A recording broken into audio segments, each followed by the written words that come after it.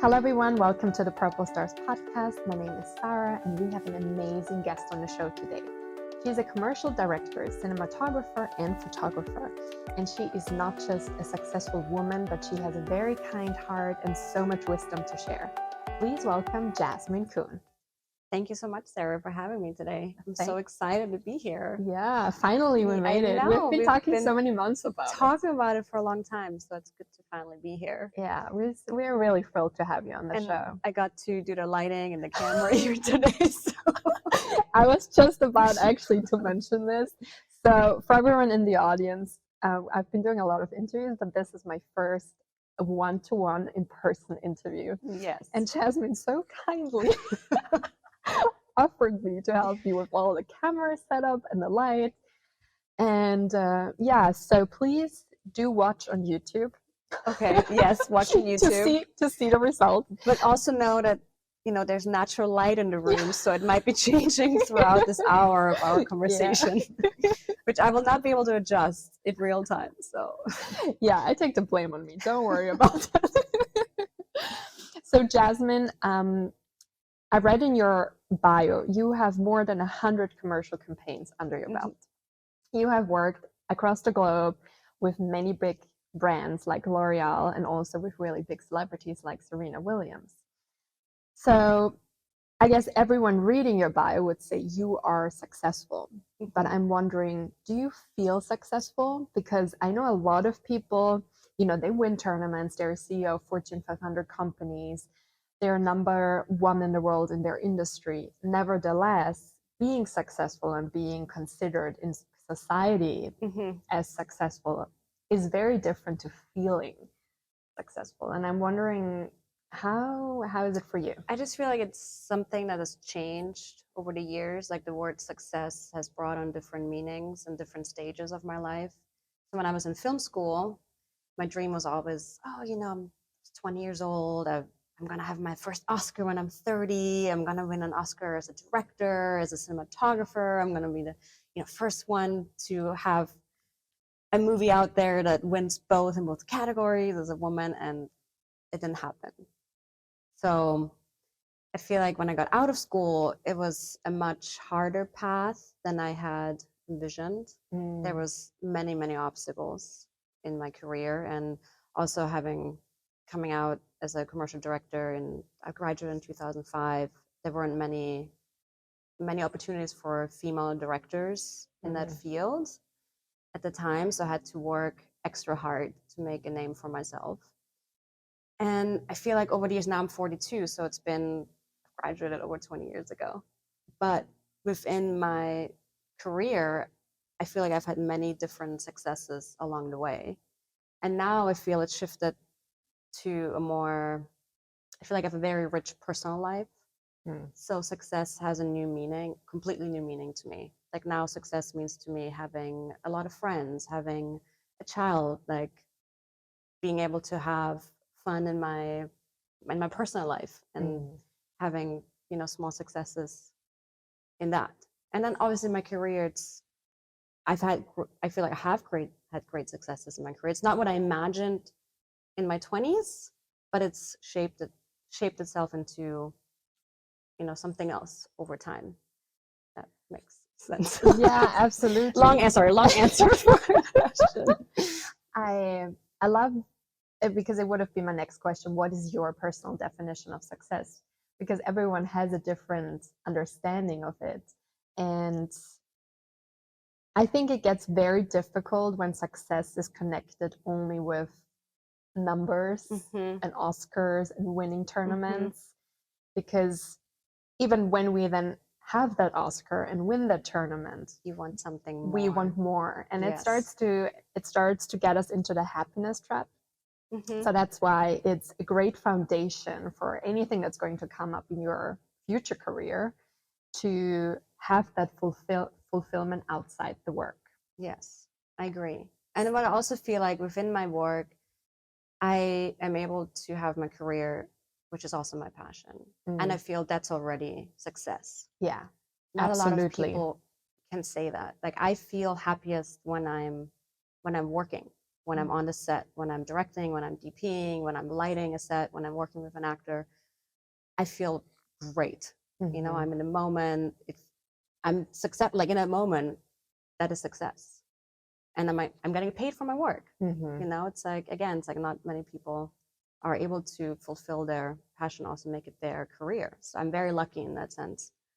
And then for now, for my home life, you know, I have a child. Like, to me, that's amazing. That's a success within itself to be able to get to experience and a big gift as and well. a big gift. Yes. So your son, maybe for the audience to understand, is 3 years old. He just turned 3. Yeah, so still very young. I'm wondering, for all the mothers out there, or also people who have to juggle different balls in order, you know, like to perform well. So what helps you to balance being ambitious and thriving for your goals in your career whilst being very present in the life of your son? Good question. I mean, it's interesting because it's changed for me. When I was pregnant with him, it was right before COVID. I was doing a lot of work overseas. I was traveling to Asia at least 3-4 times a year. I was doing a ton of campaigns out there. And COVID hit. I gave birth to my son in 2021, just at the beginning. And I even said before, I was like, oh, 6 months later, I'm going to be traveling again. I'll be working again. I'll be going back overseas. But it all shifted for me. Once I had that child, I was like, wow, actually, I don't want to be out there. I want to be, I'm like tearing up. I don't know why. No, but it's like, I want to be with him. I want to be present. And I feel like there were many moments where he would actually teach me to be present, which is something I tried to learn through meditation, for example. I'm not a great meditator. I can do maybe 10 minutes, right? But I'm like one of those people that's like, okay, I really need to meditate. I know it's really good for me. It's healthy. We have the unplugged book right here. It's like our camera is sitting on the meditation book. It's funny. But yeah, so I was trying to get to that place like through meditation for many years. And then I remember like holding my child and I was like, wow, he's like, I want to just look into his eyes. Like, I need to be present. And now that he's older, he's physically taken the phone out of my hand and told me no phone. And he would like put it aside. Wow. So I'm constantly, you know, reminded that this is important right now. Like this moment right now is so important because they all say it goes fast. It goes fast. Not the first 3 months, hardest of my life by far. But after that, it's just the growing, and he just changes so quickly. And even in the hard moments, there are many hard moments. It's not easy to be a parent, and sure, people who are parents know this. I try to remind myself, I was like, okay, I only have this right now. Like sometimes I walk out of the room or come back, I was like, wow, you physically, like, you look different. That's how quickly it goes. So I try to find a balance of, you know, being present when I'm with him in the moment, and then, but also still doing my work because it does bring me happiness. I do love being out there. I love being on set. I definitely, you know, it fills my heart. So, and it's honestly, it's not an easy balance. Like, actually, the last couple of weeks, I've been struggling with this a little bit because I'm like, oh, I really want to get another job, and I'm like hustling to get the next project and doing my own work to get the next project, and then I'm like, oh, but I also, when I'm with him, I'm like, oh, I really miss that time with him. Like, I feel like I want more of it. So it's a little bit of a push and pull that I'm still finding balance. And also, I can imagine that balance changes over time because, you know, now he is in kindergarten or preschool. And once he goes to elementary school, the balance will find, like, you have to rebalance again. So I can imagine it's a constant rebalancing. I just talked to someone, I had a Zoom today with a producer, and we're just talking about that because she asked me, she's like, oh, are you back at work? I was like, oh, no, I've been working on and off, you know, it's like here and there. And that's great about being a freelancer. I don't have to be at a job. I'm very lucky because I don't have to be at a job 9 to 5 every day, Monday through Friday.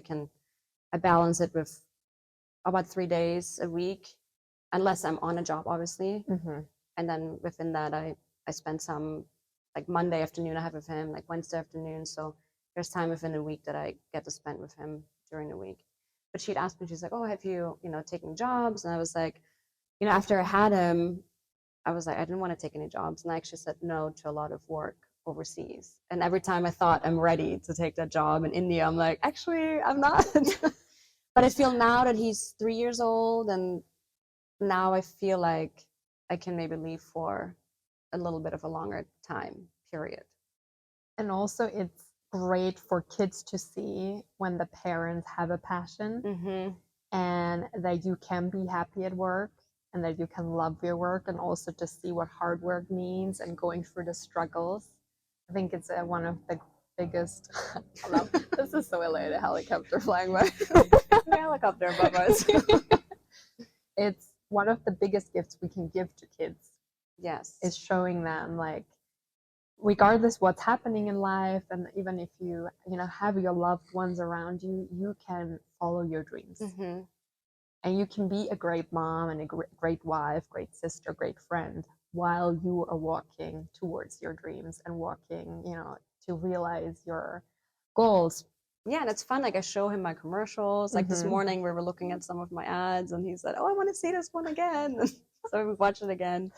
And I was trying to get some work done before I went to work out, and he sat on my lap. I was like, "Oh, this is not possible." Like, he's a little bit bigger now, so I set him up with my iPad, and I opened Notes. I said, "Okay, here's your workstation," and I told him, "Write me a story. Like, write me a movie script." So he literally sat there for 10 minutes working on his script. It's actually kind of sweet. That's so sweet. So I try to kind of, I guess, make it work for myself too, to get some work done, but then also involve him wherever I can. And if I do a photo shoot, for example, at the house, sometimes I do shoots for myself, for my portfolio. He'll be out there. He'll be carrying little C-stands, little stands, not C-stands, little reflector cards. So I'm trying to expose him to the work. I love that you brought up these examples, because it reflects a lot how you are as a mother. And I think on the one hand, you're probably naturally a great mother, but you also invest a good amount of time on research and checking out information and talking to other mothers. Like, I know you're on every podcast possible, that you and all the books and all the vlogs and all the Instagrams. How do you, like, on the one hand, what are some of the best advice you have found online? And how do you find your own unique way of raising your kid in the midst of all the great advice that's out there? A little bit of how I was raised.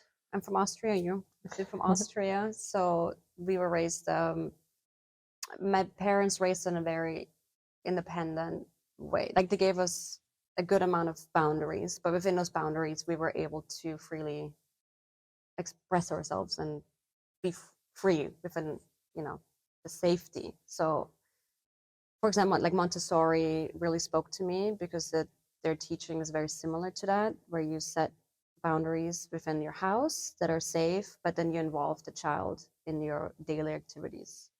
And I feel like a lot of times, because again, it goes so fast, right? Like, first you have the baby holding them, and then within a year, some of them are walking. So for me also, I felt like I felt like I was treating him for a baby for almost a little too long that I needed to, because you're like, oh my God, no, he's my baby, needs to be protected. But meanwhile, they can already do more than we think they can.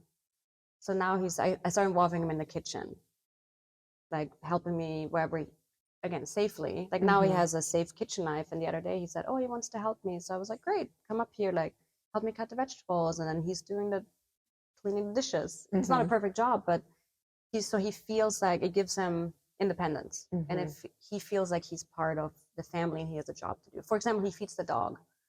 He's been doing it since he's walking, like, step by step. And now he does it completely by himself.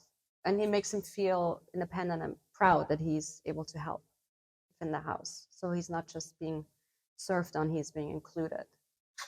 And do you think there was a transition within yourself where you were able to loosen the grip and also have the trust as a mother to be like, okay, now I'm getting that? I think that's where Instagram really came in because I follow Mhm. a couple like moms who are like Montessori style moms, and they would share videos. And I was like, wait a minute, your 1 year, one and a half year old is doing that. Like, I guess mine can do it. So let me just try it. Let me just see what he wants to do, and then what he's, I guess, able to do. And it's such a great way how you describe it. You help them to find out their own needs. You help them to feel purpose and that they are needed, and also to do it in the way that's age appropriate and also Yes. safe. Safe. That's one of the most important. When it comes to needs, can we talk a little bit about emotions? Because there have been so many examples that you have shared with me where I thought, wow, once I have a kid, that's how I really want to do it. Big too. emotions. Yeah. Yeah, there's a couple accounts I follow, but one that spoke really on a good, like a deep level was, it's called Biggest Little Feelings, or Big Little Feelings, basically describing like the big feelings the kids have. Actually, one of the things that I learned, which I love, which I use all the time, is giving them a choice in the moment. Like, oh, it's really hard to leave the park. And again, this doesn't really change too much. It's pretty much the same, like the first couple of years. Like getting in and out of different places. Transitions are sometimes really hard for kids. So you give them a choice. Hey, do you want to walk or do you want me to carry you? And I have to say that works 99% of the time, because again, it comes back to, oh, hey, they feel like they have a choice. It gives them independence, and you move them along. So that's one of the things That's really good. And talking about emotions, recently, unfortunately, you had to say goodbye to your cat, Harold. Yes. I wonder, how did you explain grief and death to Xander being 3 years old? Like So with how did it us, work? I'm not sure if it's lucky, but I feel like we were a little bit lucky with that, because it was we had longer time to say goodbye to him. So we found out that he had feline leukemia, and he was, doing really bad when we found out. So we took him in. We actually brought Xander to the vet, and then he was part of the whole process. And then it wasn't until the vet, she took him to the back just to do some blood tests, and then Xander started crying, and I was like, oh wow, okay, so he's really he thought they're just gonna take him away, and then they brought him back again, and we found out that he had leukemia, so he had to get a blood transfusion. So we brought him to another vet. So Xander was part of that whole day, and then we took him home, and it was over like a period of 3 weeks that he was doing good again, and then he started to fall apart again very slowly. So it was a really slow process, but within that time Xander had a lot of one-on-one time with the cat. And then once we knew that the time is coming, I started to tell him already that he's really sick, and he knows he was sick because he would say, oh, Harold is going to the doctor. And then Xander, actually, at the time, he had a cold. So he said, I am sick and Harold is sick. And I said, yes, Harold is sick. And, we took him to the doctor, but, he's very sick and he's going to pass soon. And I told him he will be going to the other side very soon. And then the last night, the last couple nights, I told him we'll have to say goodbye to him really soon. And then the last night, I just let him say goodbye. And the next day he would, ask about him, and we told him that Harold had passed, and then it's really sweet. So my partner, Gary, my life partner, he told, because he had done this with his daughter before, with one of their dogs when they passed, he said that the dog had passed on to heaven and he's in the clouds. And then every time we can look up in the sky, we can wave hi to them. So now when we're, like, actually today again, he said, oh, I want to say hi to Harold. So he looked up and he was waving at the clouds. So he has that connection of Harold being. That's so sweet. It gives me being in the goosebumps. clouds. Yes. So every time he asks about him, we just say, let's go say hi to Harold, and we wave at him. It's a very touching and beautiful way of teaching kids the natural cycle of life and death. And what I see with a lot of my clients at any age, whether like a pet or a human being they love passes away, is what really helps is the belief that they are not leaving. It's just a physical transition. and him being But able there's from a very very early age on to already believe, okay, his body's not here anymore and I can't pet him here, but he is on the clouds. I can still say hi, I can I still can still talk say to hi. him. He's still like walking with me. Probably makes the grief, it's still hard, but I think it makes it a little easier. Yes, because now he, instead of saying, when he asked, well, where's Harold? Instead of seeing the empty room where he was Mm-hmm. in, he's able to go outside That's and have that, beautiful. still have that connection of Mm. he's not, he physically is not here, but spiritually And he's that's still here. and in the end, that's all what grief and death Mm-hmm. is about. And when we have that belief, there's one thing we never have to say goodbye to, and it's their spirit and the love we Yes. have. It's it gives a lot of healing to our heart. Yeah, because I never had thought about lying. Like, it doesn't make sense to me. It's Mm-hmm. like, it's part of life. Being born, dying is part of life. Like, I want to be able to teach that to my child. And I consider myself a pretty spiritual person, and children are so connected. So I never had a doubt in my mind that he would understand it when I was explained to him that he was, going to. It's I love that you have the courage to see it this way and also to communicate it to your little Mm-hmm. child like that, because a lot of people are scared to talk about death, and so for him to Well, know. because I feel like even with us, when we had this conversation with Gary before, you know, we told him, I feel like as parents, as for me as well, we were already projecting our pain of how it might feel for Xander. Mm, Because we already said, oh, he's going to be so hard for him. Really, it's going to be hard for us, but we want to protect him from the pain. mm, And I said, but that's not for us to decide. Like, he's going to feel what he's going to feel, and he's allowed to be sad. If he feels sadness, he should be able to express that sadness, and we should be able to hold space for that. But I think again, it goes about parents trying to protect their children. talking about sadness and grief. Mm-hmm.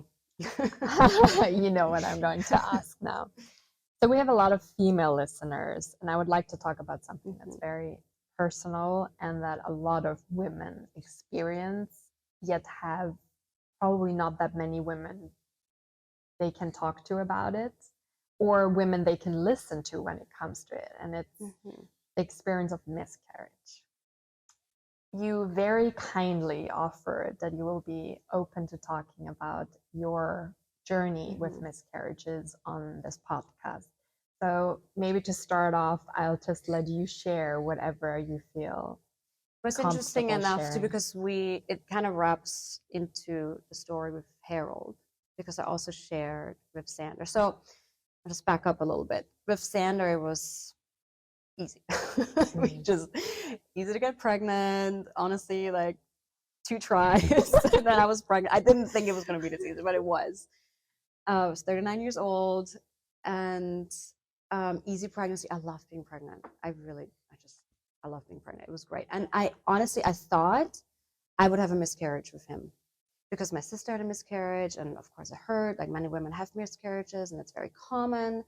So there was actually a bit of anxiety with his pregnancy, that I would have a miscarriage, and I actually had a dream that I had a stillbirth, and I was working through it with she's like my medium psychic therapist that I talk to a couple times a year, and she was like, no, that was actually some fear from a past like relationship. It had nothing to do with Xander and this birth, but obviously it was also probably a fear because I thought I would have a miscarriage and then I didn't. So now fast forward, we want to have another baby, and it's not as easy this time around. I don't know what it is. Like, we're like looking at everything in our lifestyle. It's like, what are we doing? What changed? It took us about a year, finally get pregnant. First person I told was Xander. I shared it with him. It was really sweet. And then we gave like the positive pregnancy test to Gary. So it was really, really sweet. And then we were on vacation, a family vacation together, and I started bleeding. So I had a miscarriage. And it was really scary because I didn't know. It's like you're looking up on the internet. It's like, oh, what does it mean? Like, I'm spotting, like, am I losing this baby? And then yes, like the next day was full on like miscarriage. So, but in the time it was actually, it was hard, but it was also great that we were all together as a family, like that close on this beautiful like vacation. And I was able to I told Xander right away. I think that night I told him, and I'm gonna start crying. Um, it's always hard for me to talk about with Xander because I feel like he's so connected. So like he was very sad, like could tell that. Sorry. Take your time. No, it's like I knew he knew, and I knew he knew what had happened.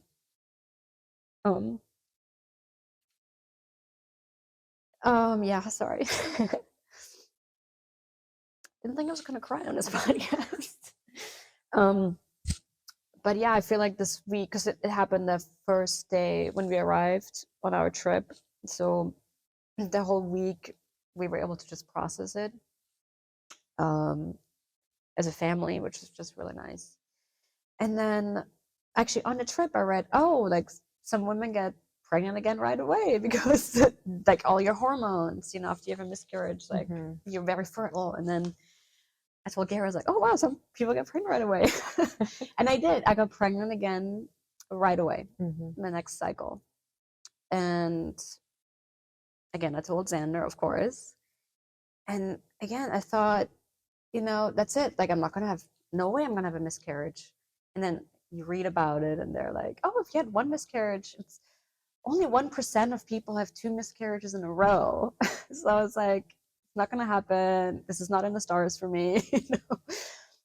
And it did. Like I was already week 11. I was about to have my first ultrasound with our doctor, and I started bleeding, and it was like a 2-day. Again, it was like in 2 days. I was kind of in limbo, and I had an ultrasound with, which was like, I call her my angel doctor. This is another whole story, but I'll make it really quick. So my doctor at the time wasn't very available for me. We'll just leave it at that. So she actually recommended this other doctor, and this amazing doctor came to my house with an ultrasound machine. It was right here in the back, and she did the ultrasound, and obviously found out that the baby had stopped growing at 7 weeks, and there was no heartbeat, and she just held this amazing space for me in that moment. Like, I don't think I could have done it in a doctor's office. So that was incredible. And then the next day, fast forward to Halloween, I'm miscarrying, but it's just going on all day. I'm basically in the shower all day, in the bathtub, just to try to just stay, clean, wash everything away. And it was Halloween. I just wanted to take Xander trick-or-treating, and you came over. And there was just, you remember I got out of the car and there was just gushes of blood, and it was just a lot. And we left early, got cleaned up, we went back again. I got to do 2 houses for Santa, which is great. And then at 3 a.m, I wake up and it's a lot. It's a lot of blood, and I'm like on the floor. I can't even get up, and Gary helps me into the bath, and then I just passed out. So we decided probably a good idea to call 911. And I go to the ER. And this is why I mentioned the doctor, because once again, I couldn't get a hold of my previous doctor. So I text the doctor had done my ultrasound. She happened to be working in the ER that morning, came into the room, and she took over my care. So she's now my new OBGYN. She's going to be delivering my next baby. So I call her my angel doctor. So I had 2 miscarriages back to back. It was a very emotional time of my life. But that said, it was also spiritually an incredible time. And we can talk about it more. I was just about 2 questions I have. One is, what gave you the courage to continue trying to get pregnant again? And what role has spirituality played on that journey? Without spirituality, I don't I don't think we would be trying, to be honest. So during this, and I mentioned before that I, have a medium person I speak to. So I don't know how many people are. So you might think it's a little bit far out here, but this is what I learned. So I'm sure some people know that you can connect to people who have passed, like, people who have passed on in your life, and that you can receive signs from the other side, which is also something, this is all something I learned last year. Then through Instagram, I found this woman that I follow now. She's also a medium, and she connects specifically to spirit babies. So babies that have been born, or babies that are not yet born. There's a spirit baby for everybody. So I was able to basically, it's really easy. You just connect. You connect to the other side, and you can ask for the spirit baby to send you signs. And I asked specifically for butterflies. And it was only like maybe 3 days, and I kind of forgot. I did the meditation, which was on like a 5-minute meditation, and I asked for what came to mind at first, and it was immediately like bright colored butterflies. And 3 days, and this is before my first miscarriage. So 3 days later, I'm not thinking about it at all, because you kind of forget about it. You're like, okay, this is silly. It's not gonna happen. So I'm picking up my brother from the airport at LAX. We're going through Culver City. Listen, there's no trees in that area. Okay, it's like it was closer to LAX. This bright colored butterfly like flies right to my windshield. It's like literally saying, "Hi, I'm here for you," and like flies away. I was like, "Oh my God, that's my sign. That's my spirit baby." Mm-hmm. And then from then on, it was just everywhere. Like I opened Instagram. It's like, you send me things. I know. Like, butterflies. And then they even came to my mom, because I told her about her, and she's like, "Oh my God, Jasmine, I can see butterflies." And she's like, and we always talk about this baby as a female. It's also something that came in. My mom talks about her as a female, and she's like, "Oh, Jasmine, she's coming to meditation." She's given her a name already. I was like, wow, okay.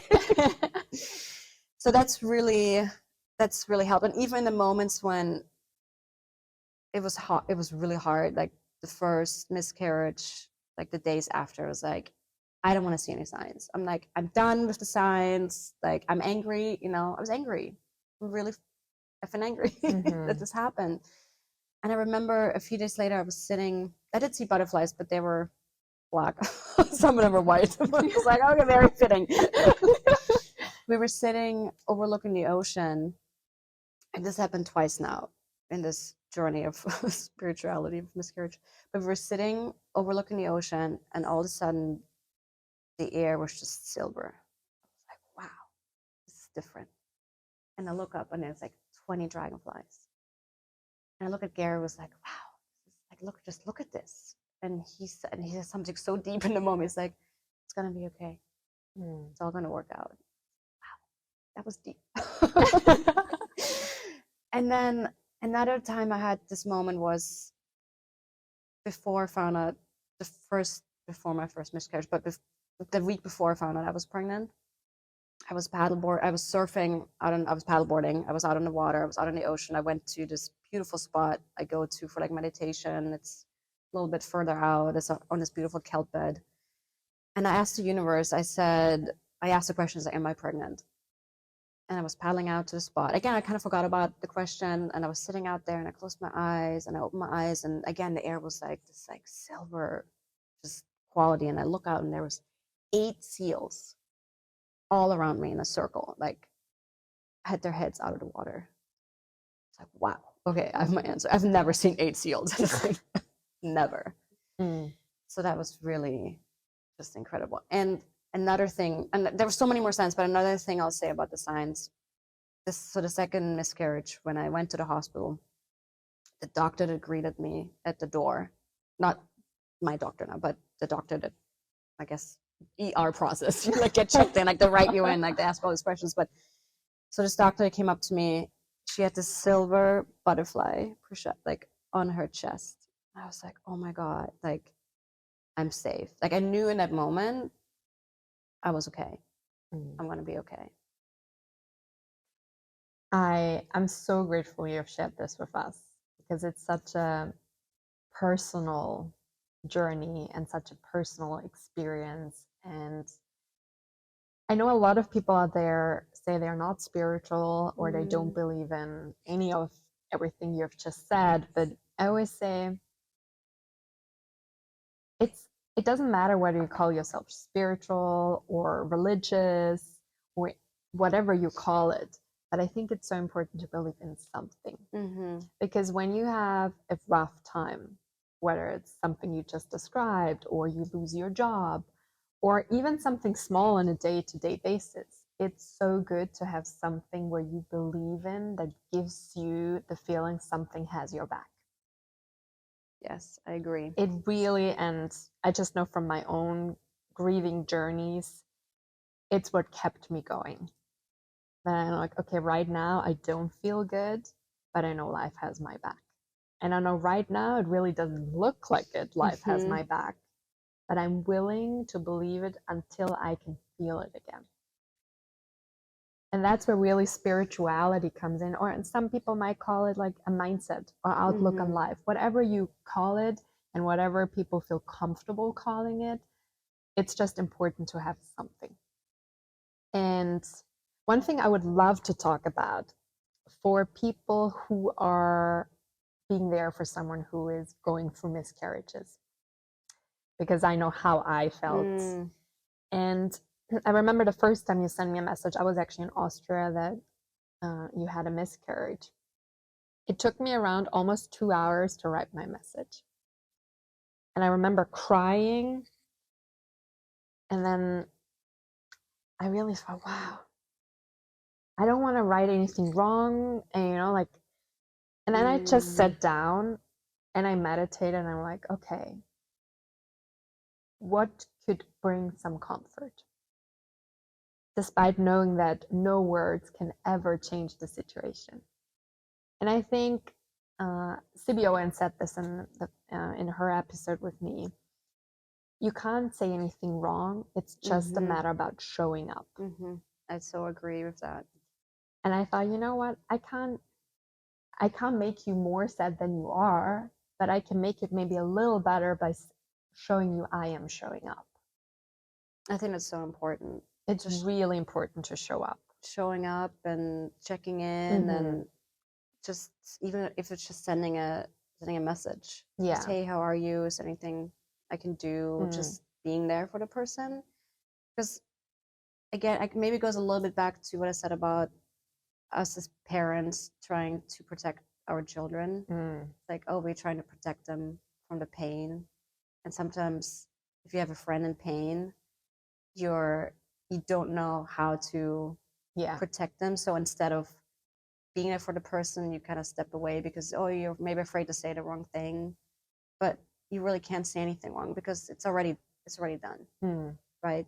The only thing you can do is just be supportive and just hold space for that person. Absolutely. I think the only wrong you can do is never showing up. Exactly.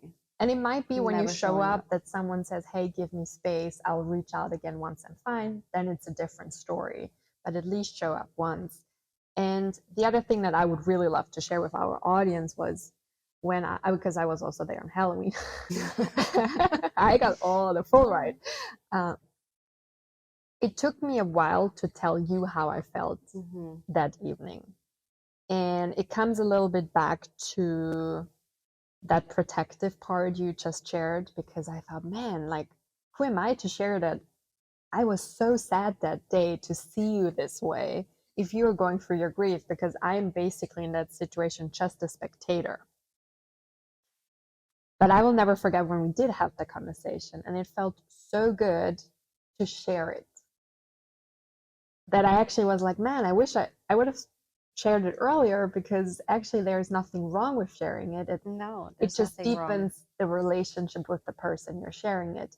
And I remember when my grandmother had cancer, for so many months, I was scared to tell her that I was sad and that I was scared. I didn't cry in front of her. Like, whenever I felt like crying, I left the room. But then there came a point I said, I really want you to know I'm actually scared. And I'm really sad. And I could see in her face how good it was for her to hear that I'm also scared, and that I'm not just, like this super woman always thinking positive and like, so being vulnerable really deepens our relationships with Mhm. others. And then also Mm. giving each other the space Yeah. to feel. And this is what I'm teaching Xander, and with that, teaching myself. Like, Mm. hey, it's okay to feel this way. It's okay to have these big emotions. And I talked about this with Gary while like the second miscarriage, because it was really, it felt like losing somebody. Mm. It was so like real grief. Like you just really lost somebody like you love so deeply. And Gary is also a little bit like, oh, he wants to take the pain away. You know, Mhm. he wants to do everything he can to make me feel better. And I also told him in the moment, I said, let me just be sad. Like, I need to just feel it. I need to just be able Mm. to let it out, you know? Again, like to hold the space, which I'm trying to do for standards. Like, oh, if you're feeling sad, like it's okay to feel sad. I told him with Harold, if you feel sad, it's okay to feel sad. Mommy's sad too. Mhm. So to be able to give each other the space to feel what we're feeling in a moment and not necessarily rush through it. Because that's what I feel with grief too. Sometimes you expect it Oh to, yeah, timeline, oh quick. yeah, okay, so this happened now in a week. We're moving on, like life Mhm. goes on. You shouldn't be feeling sad anymore. But yeah, maybe I'm still feeling sad. Maybe it's gonna take me a month or 2 months or maybe years. Mhm. I love that you brought up the timeline, because a lot of people put either the pressure on themselves Mm-hmm. or it's society. And I've experienced this a lot depending on how close someone was to you. People understand if it's a sibling, if it's the parents.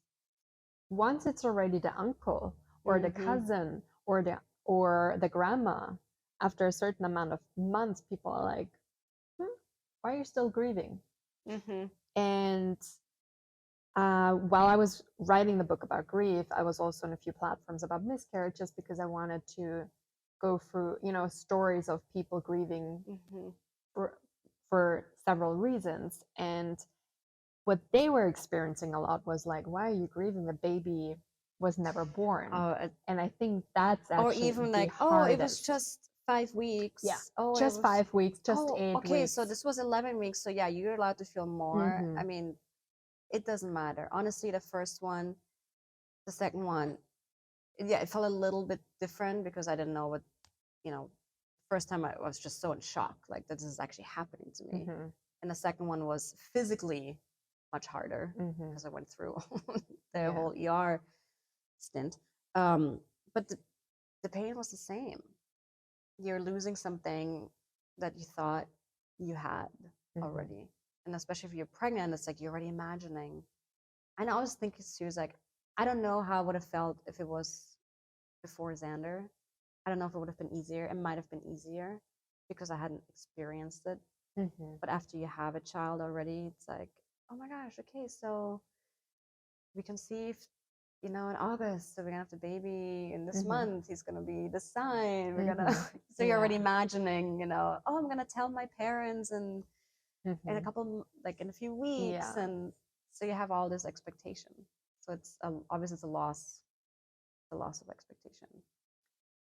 For people going through something similar, is there anything, and maybe for those who are not yet that spiritual, is there anything you could encourage them to do on that journey? Oh, as on a spiritual journey. On Oh, a spiritual journey or on their journey of grief, or maybe coming up again with the courage to try again? oh, that's so personal. Yeah. I mean, for us, I know, here's the thing for me, I know I'm going to have another child. And right now, it's just about the time. Like, if it's, and I do believe this, it's if it wasn't the right time, Mm. it just wasn't the right time. And I was also trying, oh, I want my kids, 2 years apart. Like, there was already from the beginning this like timeline, we're older. I'm in my 40s, Gary's older. It's like, we are older parents. Like we want to have them close together. We don't want to Mm. be too spread out. But there's all this like pressure already that we are giving Mm. ourselves on this like timeline that we have in our heads. So now I'm like, you know what? And we had to talk about IVF if that's something for us. But I know for myself, that's not the route I want to go. And then I also told Gary, I said, if we do like the IVF route, what if my body might not be ready? You know, like the second time I had a miscarriage, it was pretty gnarly. I needed a blood transfusion. It's like my body might need some more time for healing. Like I don't want to rush into this. And if it's going to take a few more months, it's meant to be. This baby is going to come into this world when this baby is supposed to, when this baby wants to come into the world. Because we don't choose. Yeah. It's really not our choosing. I love how you say the baby's coming when he or she wants to come. I think coming to a new topic now, it's similar with dogs. And I don't want to compare dogs with babies, but we it's talk still, about my dog. yeah. But nevertheless, I think whether it's a dog, a cat, or a baby, they find us whenever we are ready, whenever they're ready. Tell us a little bit about Maya. Oh, Maya. So we always had family dog growing up. So I've always been around dogs growing up. And I love to have a dog. And I always said before I got back together with Gary, I was told my girlfriends, I said, I'm going to get the house, the dog, and the baby in the same year. So I did get a house and a dog and not the baby. The baby was a little later. But I was like, I want to get it all like in like a package. So Gary had a dog when we started dating again. And he was already really old. And I was there when we had to put him down together. So I was there for the last few months of his life. And pretty quickly, it was also a longer process. So he already knew, it was going to happen. Within a few months already, we put it out there in the universe that we wanted a dog. And as you just said, the dog came to us. So one of Gary's friends, he follows one of the rescue organizations, and they posted a picture of Maya. And Gary sent a picture of Maya to me, and I said, that's my dog. I don't think I said our dog. I said, that's my dog. I might have left our out. And it was a little bit difficult for us to get to her because she was in I think that she went to the vet, and then they had her boarded for a couple of days, and then she went to what do you call the shelter? No, she wasn't a shelter. She was in a shelter for 2 days. Yeah, so they found her in the streets. They took her to shelter, but they said she couldn't be there for too long because she was really anxious. And then she was in foster care. So, and it took us like almost 2 weeks. Another crazy story about the science. So I was doing my walk around in the neighborhood here, and I had just gotten off the phone with the foster mom, and we had picked a date for us to go visit her to see if, obviously, we want to adopt her. And I looked down on the ground, and in the sidewalk, her name was Maya already, so they'd named her Maya. In the sidewalk, her name was carved into the sidewalk, Maya. I love that. And I walked it many, many times. I'd never seen it. It's still there, by the way. I was like, oh my gosh, this is our dog. Like I knew this was going to be our dog. And then we ended up adopting her. What I love about the US, a lot of people are open to adopting. It's way more common than it is, for example, in Europe. There are already a lot of rescue organizations, but I would say the percentage is definitely higher in the US than in Europe. When it comes to Maya and fitting in your lifestyle, like with being a mom, your career, and being a dog man, how does all of that work? Well, Maya is a special case. So it turns out that first of all, Maya was supposed to be a lab. That's what they told us. That was on her birth certificate. No, on whatever certificate we got when we got her. And she was great for 2 weeks. I was able to like go to the coffee shop with her, be out in public, people were petting her. And then after 2 weeks, I think it clicked for her that this is her home. We were her parents. She started to display aggression, fear aggression. We found out after doing a lot of research. So she started nipping people, and she became a bit of work. Say that, please. So I wasn't expecting this, but for us, it was never a question that we would never give up on this dog. Mhm. So we've worked with different dog trainers just to teach us how to handle her when we're on a walk with her. First, it was aggression on a walk with people. Now that we have Xander, it's turned into, when we're on a walk with him, aggression towards dogs. Not, which is almost better, to be honest. I mean, it's very, very safe. We always have her on a leash, so she's never bit a dog, but it's almost better than her wanting to fight somebody, a human person.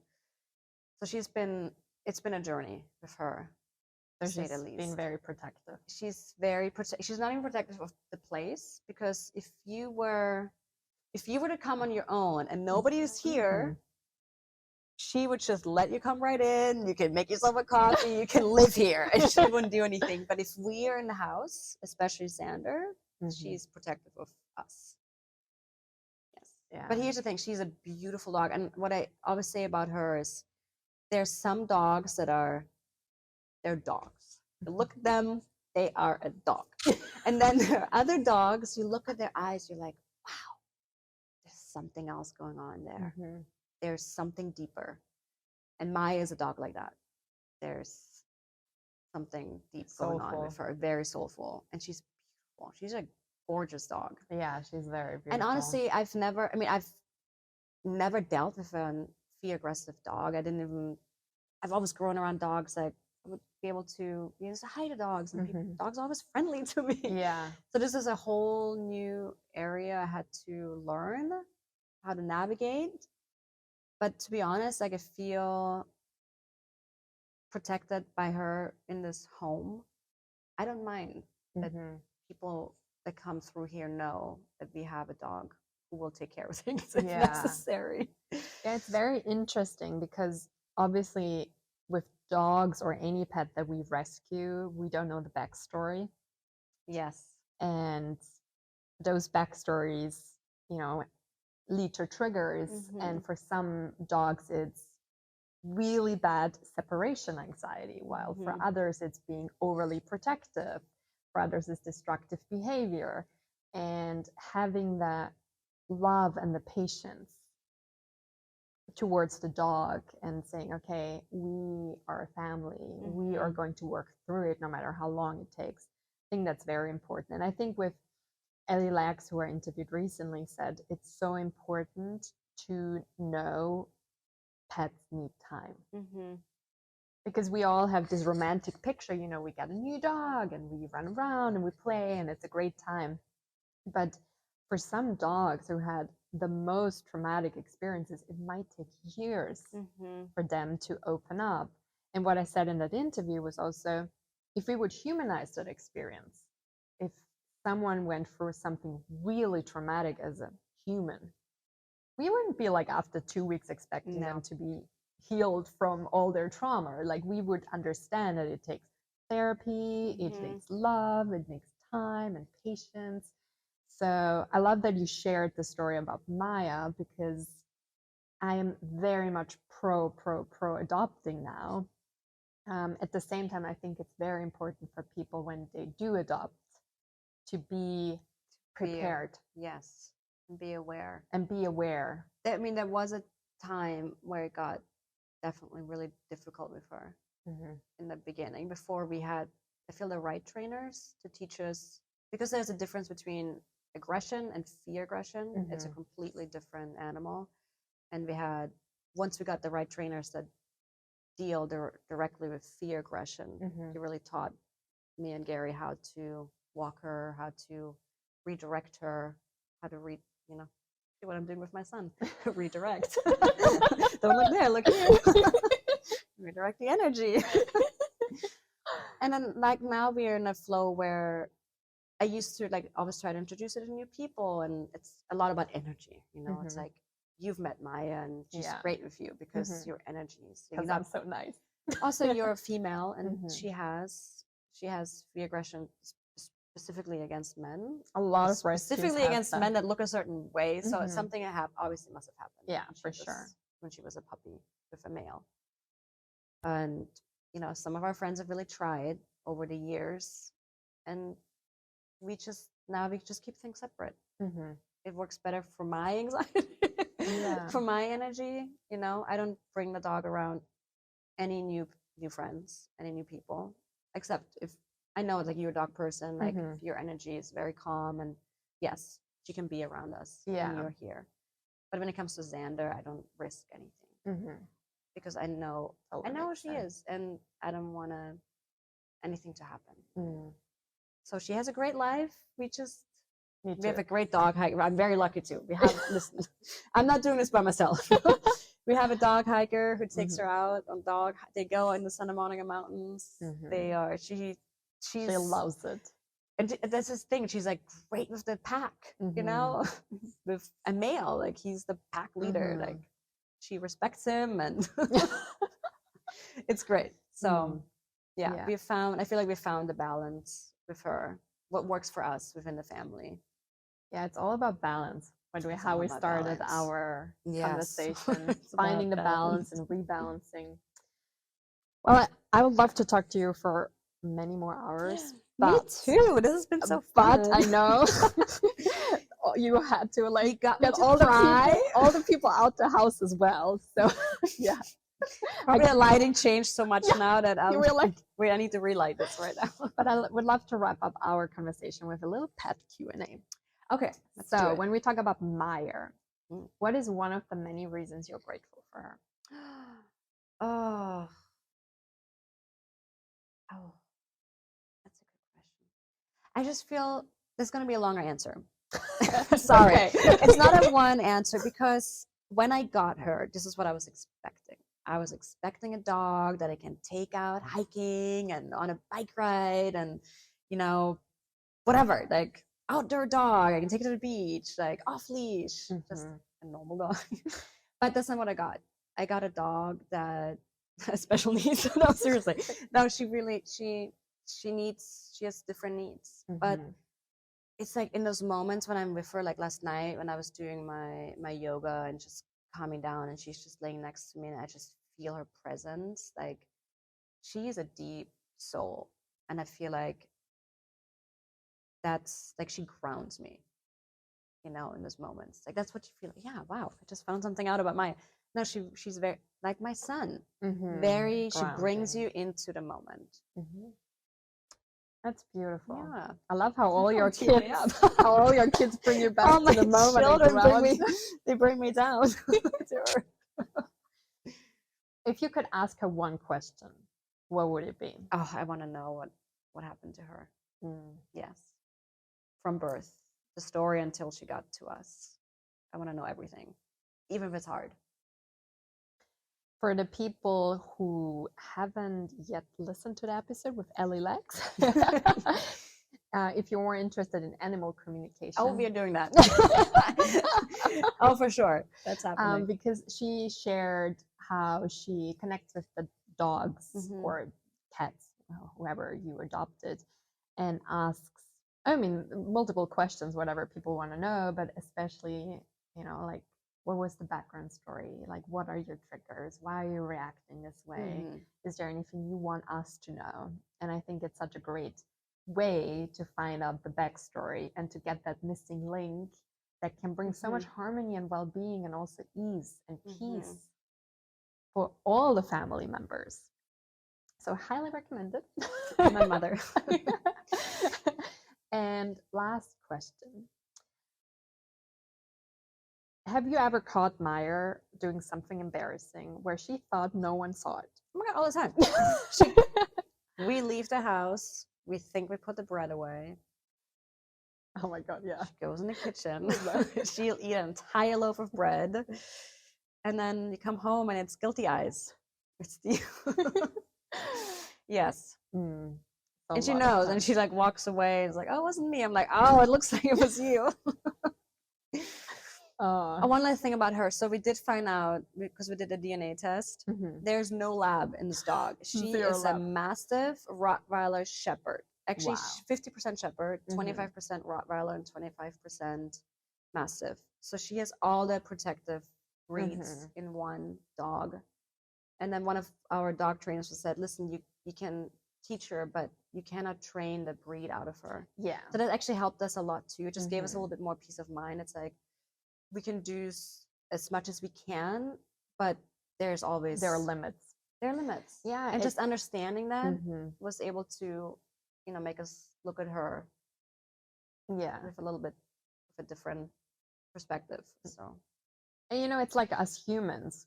I know we are not breeds, but when it comes to extroverts, introverts, there's so much you can teach yourself or be taught, but you can't change your core. And also, nor should you. no, should you?